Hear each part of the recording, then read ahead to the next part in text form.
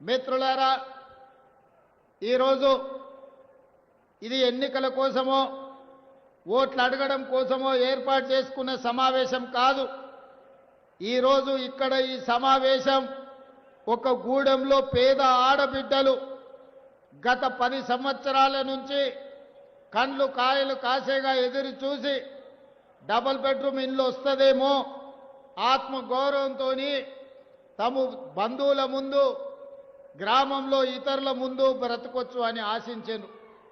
కానీ 10 సంవత్సరాలు వాళ్ళ ఆశలు అడి ఆశలై ఇక రాదేమో, మా జీవితాలు ఇంతే, మా జీవితంలో వెలుగు లేదు, మా సొంత ఇంటి కల నెరవేరే అవకాశం లేదు అని గుడిసెలో జీవించే పరిస్థితి.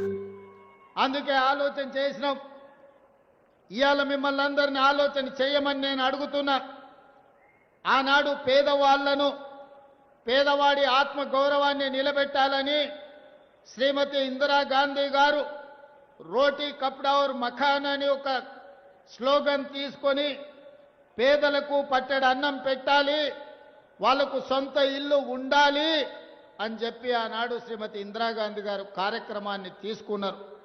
వాళ్లకు పేదలకు ఆనాడు కట్టుకోవడానికి బట్టలు లేకపోతే వాళ్లకు సొంతంగా రాష్ట్ర ప్రభుత్వం నుంచి బట్టలు అందించాలి అని ఆనాడు శ్రీమతి ఇందిరాగాంధీ గారు నిర్ణయం తీసుకున్నారు. కాలక్రమేణా ప్రజలలో చైతన్యం వచ్చింది.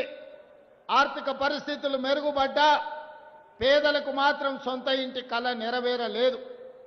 మరి ఆ సొంత ఇంటి కళను, పేదల యొక్క ఆత్మగౌరవాన్ని నిలబెట్టడానికి 2004 సంవత్సరంలో సోనియా గాంధీ గారి నాయకత్వంలో మీ అందరి మనందరి అభిమాన నాయకుడు డాక్టర్ వైఎస్ రాజశేఖర రెడ్డి గారు సుదీర్ఘ పాదయాత్ర చేసి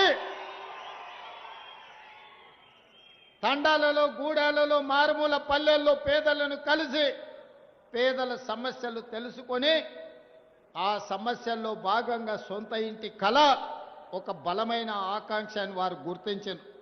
అందుకే ఆనాడు డాక్టర్ వైఎస్ రాజశేఖర రెడ్డి గారు ఇందిరమ్మ ఇండ్ల పథకాన్ని ప్రారంభించడమే కాదు, సాచ్యురేషన్ మోడ్లో ఇస్తామని, ప్రతి పేదవాడికి ఇల్లు లేని వాడికి సొంత ఇల్లు ఇస్తామని 10 సంవత్సరాలలో 25 లక్షల ఇల్లు తెలంగాణ రాష్ట్రంలో పేదలకు అందించి కాంగ్రెస్ పార్టీ ప్రతి సంవత్సరం 2.5 లక్షల ఇందిరమ్మ ఇండ్లు ఆనాడు ఇవ్వడం జరిగింది.